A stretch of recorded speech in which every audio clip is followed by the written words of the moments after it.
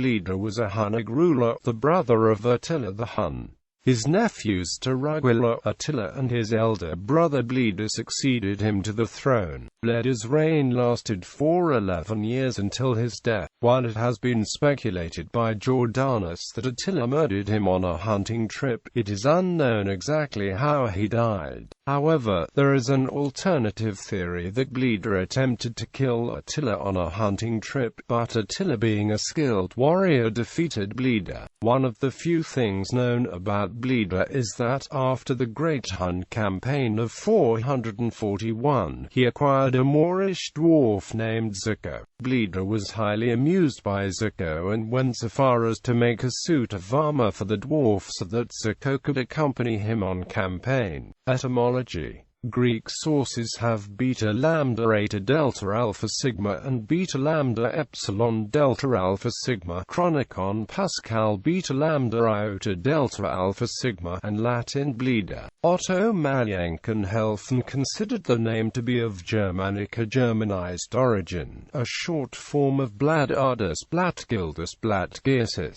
Dennis Sinner considered that the name begins with consonant cluster, and as such it cannot be of Altaic origin. In 455 is recorded the Arian bishop Bleda along Genseric and the Vandals, and one of Totila's generals also had the same name. Mayenkenhelfen noted that the possibility Hunnic names were Gothicized and undergone morphological and manuscript changes cannot be overlooked. Omeljan Pritzik considered its root Bli had typical vocalic metathesis of Oghur language from an LT *Bil, which is Old Turkic to know. Thus Hunnic *Builder in GT. Bleda was actually Old Turkic Bilga. Istvan Bona argued the same derivation, and considered the resemblance to the Gothic Blidila only superficial. Hyun Jin Kim considered Turkic derivation more natural and probable.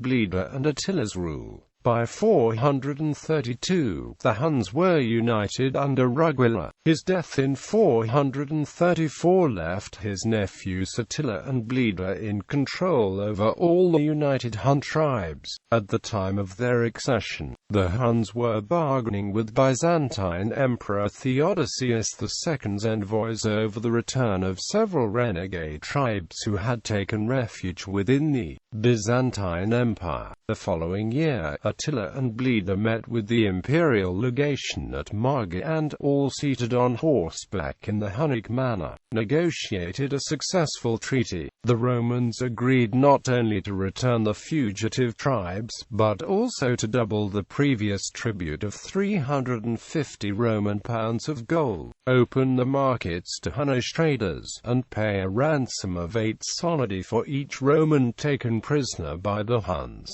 The Huns, satisfied with the treaty, decamped from the empire and returned to the home, perhaps to consolidate and strengthen their empire. Theodosius used this opportunity to strengthen the walls of Constantinople, building the city's first sea wall, and to build up his border defenses along the Danube. For the next 5 years, the Huns stayed out of Roman sight as they tried to invade the Persian Empire. A crushing defeat in Armenia caused them to abandon this attempt and return their attentions to Europe. In 440, they reappeared on the borders of the Roman Empire, attacking the merchants at the market on the north bank of the Danube that had been established by the treaty. Attila and Bleda threatened further war, claiming that the Romans had failed to fulfill the treaty obligations and that the Bishop of Margis had crossed the Danube to ransack and desecrate the royal Hun graves on the Danube's north bank. They crossed the Danube and laid waste to Illyrian cities and forts on the river, among them, according to Priscus,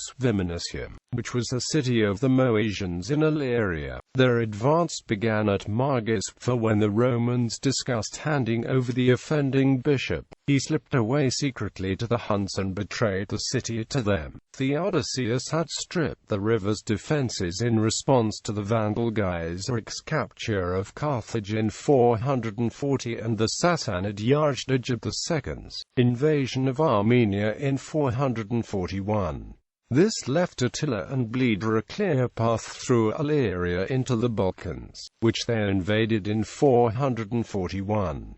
The Hunnic army, having sacked Margus and Viminium, took Singurgium and Sirmium before halting. Halal followed in 442, and, during this time, Theodosius recalled his troops from North Africa and ordered a large new issue of coins to finance operations against the Huns. Having made these preparations, he thought it safe to refuse the Hunnic king's demands. Attila and Bleda responded by renewing their campaign in 443. Striking along the Danube, they overran the military centers of Rhaetia and successfully besieged Naissus with battering rams and rolling towers. Then, pushing along the Nisava, they took Serdica, Philippopolis and Arcadiopolis.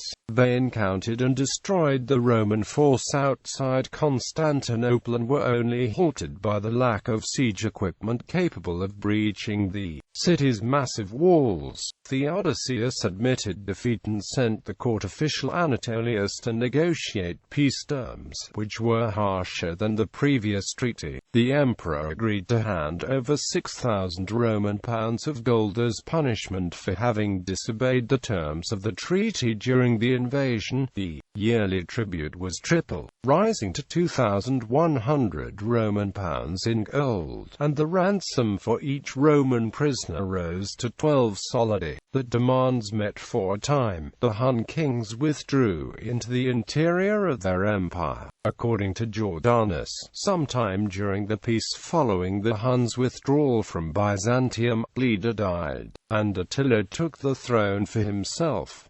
A few sources indicate that Bleda tried to kill Attila first, to which Attila retaliated. In 448, Priscus encountered Bleda's widow, then governor of an unnamed village, while on an embassy to Attila's court.